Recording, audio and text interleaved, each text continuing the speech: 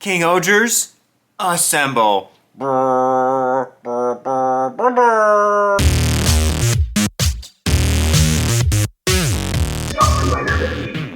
Here. Welcome to my review for the penultimate episode of King-Ohger. Going into this review, I was thinking how this episode leading into the next one makes it really feel like a two-part, like hour-long type episode. But the more I thought about it, actually all three of these episodes, I mean, we haven't seen the last one, but just based on how these flow, feels like they could have been aired like as a 90-minute finale. I mean, I guess if you boil it down to Sentai numbers, it would be 60 minutes and then like a 90-minute airing here in the US. I'm not sure how long their commercials are, but it definitely feels like three episodes that flow together nicely, and I really like that. It gives it a really epic feel, and this really was like, even though I just said it feels like a three-parter, felt like a great like first part of the epic finale. In fact, if they had tweaked it a little bit and kind of ended things off at the end and the Rangers won, it would have felt rushed, but also a quasi-satisfying finale. Don't get me wrong, I'm glad they're going for another episode and I don't want to see it end off here, but there was a lot of great culmination of things here where if it had ended, I probably would be filming the review saying, yeah, it was a little rushed, but it was still satisfying because it kind of had that all things come together moment. Like, as you saw from the beginning bit, the moment when they all fought together with all of the villagers we've met and all the retainers and side characters and Rangers felt like that sort of Avengers Assemble moment, which was really epic. It's actually kind of crazy that this entire episode took place in this one battle. It kind of reminds me of that one episode of Gotchard where, that's a weird comparison because it wasn't anywhere near the quality of this episode, but the episode of Gotchard that just took place in this one area that was just this one battle. Like, 95% of the episode was in this forest episode. That's what I call it. Look at that forest episode over there. Look at that street episode over there. That's how I do location. The whole episode took place in the location of the battle, which is fairly rare, at least as far as I can remember. We left off with everyone kind of like basically defeated because they thought they were just biding time to let everyone escape, and you kind of have that classic moment where the ship takes off and he's like, oh, but it blows up and they're all dead, and they're like, no, they're dead, and then Optimus comes down and is like, no, we had to trick them because now we kill them all. Give me your face. Optimus is in this? That classic moment where you think everyone's dead and then they're not, because obviously we know the rest of the kingdom decided to rebel against the king's decision and fight alongside them. And it was a really great moment of seeing everyone. Like I said, then you see everyone kind of charging in battle. And I think they've done a really good job in this series of building up a decent amount of side characters you either know or maybe even care about their connection to the other King-Ohgers.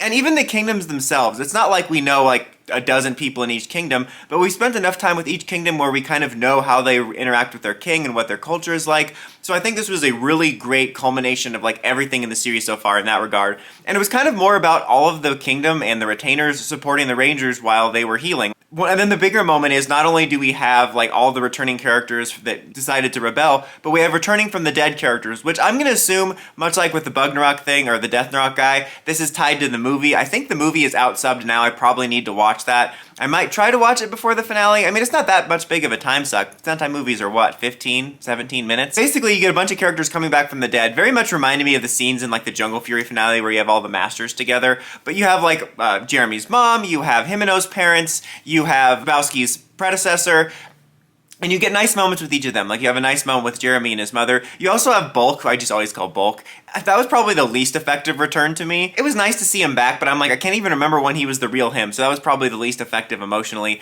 But it was nice to see the scenes where they reflected on how much Himeno's grown with her parents there. Probably the coolest for me was when Rita and Lebowski's predecessors showed up and actually transformed into the King-Ohgers. I'm a sucker for those moments where you have different people taking up the mantles, even if it's only briefly, and we got, I think, a female variant of the Black Ranger costume, so that was really cool. Just so many cool little scenes within it. Also, a side note, something I keep meaning to bring up is one of Gira's kid friends, the little boy.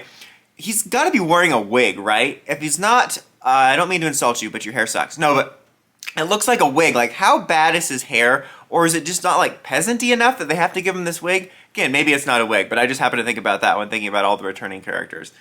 Anyway, I got distracted by that. Sorry about that. But so many nice little moments, like nice emotional moments that have been built up to some really great action moments within it. And it was really kind of interesting to see that, like, most of the action in the episode took place of like all these other characters fighting while the others recovered, which was really interesting. And at the end, we set up for like the Rangers are healed and now it's their turn to go back into battle. And most of the dead people, I think Deathnarok is still around, but most of the dead people kind of dust back out. You also did have the return of like the original Shu Goddamn King, which again, I believe is from the movie, but he has a really cool suit. I really liked his design a lot. I thought that was really neat. And he kind of gives this speech about like the next generation and kind of generational evolution. And I think that was not only a really nice scene for some of the themes of the series, but also this episode, in the sense that it felt like all the previous generations were supporting them and giving them the strength to continue on and evolve when they literally headed out into the battlefield, which is really cool. And that kind of, again, leads you to the finale of now it's the King-Ohger's turn to step up and fight without the extra help. I mean, I'm sure everyone else will be there with them, you know what I mean,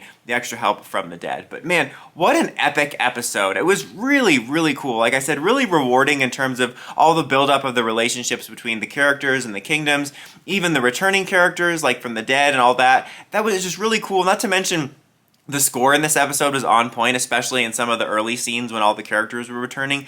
It's honestly, I think this is one of the most epic and cinematic Sentai finales I've ever seen. It's just, this show's been just so good, man. I hope Boom Boomger doesn't let us down. I can't believe next week is the last episode. I'm simultaneously excited to see the last episode and check out Boom Boomger, but also going to be sad to see this go, especially with how good it is. What do you guys think? Are you into this epic King-Ohger finale? Are you sad to see it go? Let me know in the comments as always. I'll be back for the finale next week. Until next time, don't forget to like, comment, subscribe, and climb the steps and ring that bell to get notifications for my videos. Dawson Ryder, signing out.